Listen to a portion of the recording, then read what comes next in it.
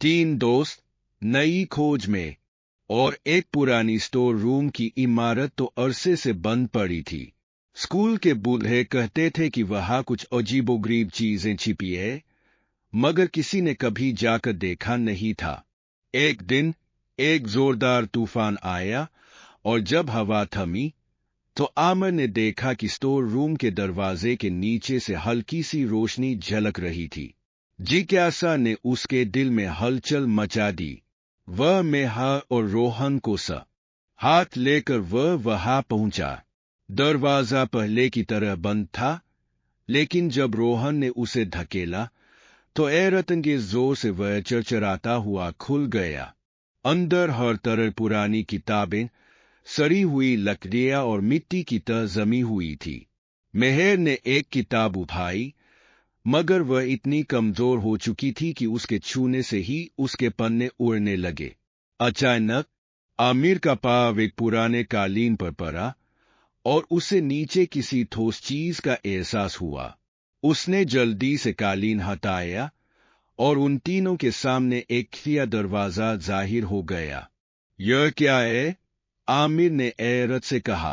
रोहन ने एक दरवाजा खोला, और नीचे एक अंधेरा जीना दिखाई दिया।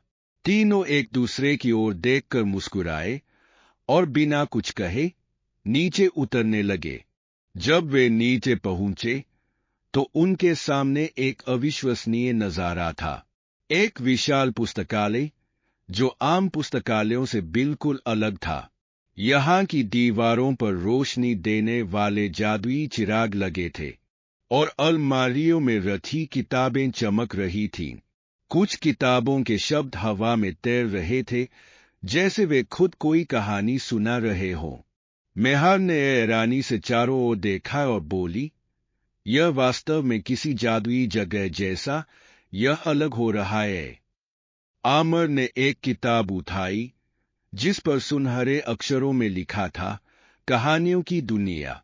जैसे ही उसने किताब खोली तो उसमें बनी तस्वीरें हरकत में आ गईं, और शब्द प्रकाश के रूप में हवा में घूमने लगे।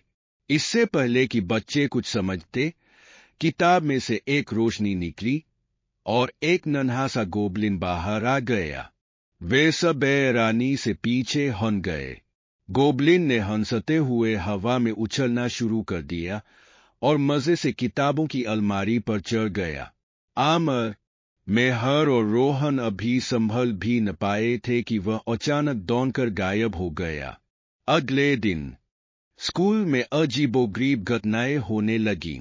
क्लासरूम में अध्यापकों के चाक खुद ब खुद गायब हो जाते, बोर्ड पर शब्द खुद लिखने लगते, और कुछ बच्चों के लंच गायब होकर हवा में तैरने लगते। यह सब उसी गोबलिन का काम है, मेहर ने परेशान होकर कहा। अब तीनों को गोबलिन को पकड़कर वापस किताब में डालना था, वरना यह शरारतें पूरे स्कूल में बढ़ती रहती। मगर सवाल यह था कि गोबलिन को कैसे पकड़ा जाए। आमिर ने पुस्तकालय में एक और पुरानी किताब खोली, जिसमें जादुई जाल बनाने का तरीका लिखा था। तीनों ने चालाकी से वह जाल तैयार किया और स्कूल के ग्राउंड में गोबलिन के लिए एक योजना बनाई। जैसे ही गोबलिन ने एक और शरारत करने की कोशिश की, आमिर ने जादुई जाल उछाल दिया, और पलक झपकते ही वह कैद हो गया। गोबलिन ने मुकाबला किया, मगर जाल ने उसे आहिस्ता आहिस्ता किताब में वापस खींचना शुरू कर दिया। बस, अब हमें कहानी को पूरा पढ़ना होगा। मेहर ने जल्दी से किताब को पढ़ा, और जैसे ही आखिरी शब्द बोले गए, गोबलिन रोशनी में बदलकर वापस किताब में चला गया, और किताब बंद हो गई।